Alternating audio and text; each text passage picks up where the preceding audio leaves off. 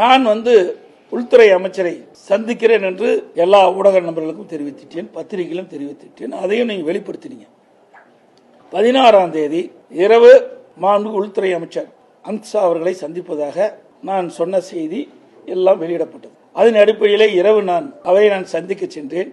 என்னோடு கட்சியுடைய மூத்த தலைமை கழக நிர்வாகிகள், எங்களுடைய மாநில உறுப்பினர்கள் எல்லாம் சென்று அவர்களை சந்தித்து விட்டு வந்தேன். கால நேரம் அதிகமான காரணத்தினால அப்பொழுது எங்கோடு இருந்தவர்கள் எல்லாம் 10 மணிக்கு நீங்கள் செல்லுங்கள், நான் பேசிவிட்டு வருகிறேன் என்று சொன்ன பிறகு அவர்களெல்லாம் சென்றார்கள். பிறகு சந்தித்து விட்டு அவர்கள் வெளியிலே சென்று விட்டார்கள். பிறகு நான் ஒரு 10-20 நிமிடம் அவர்களிடையே பேசிவிட்டு பிறகு அவர்கள் பல்வேறு பணி இருந்த காலத்தில் உள்துறை அமைச்சர் அந்த பணியை மேற்கொண்டு விட்டார். நான் வீட்டிலிருந்து வெளியில் ஒரு காரில் என் முகத்தை துடைக்கிறேன். அப்பொழுது அதை எடுத்து அரசியல் பண்ணுகிறேன். வெக்கமாகவும் வேதனையாகவும் இருக்கு. தமிழ்நாட்டிலே ஊடகம் பத்திரிகையும் இந்திய நாட்டுக்கு ஒரு முன்னுதாரணமாக விளங்கக்கூடிய பத்திரிகை ஊடகம் இப்படி தரம் தாழ்ந்து இதை வெளியிடுவது எந்த விதத்தில் சரியாக இருக்கு?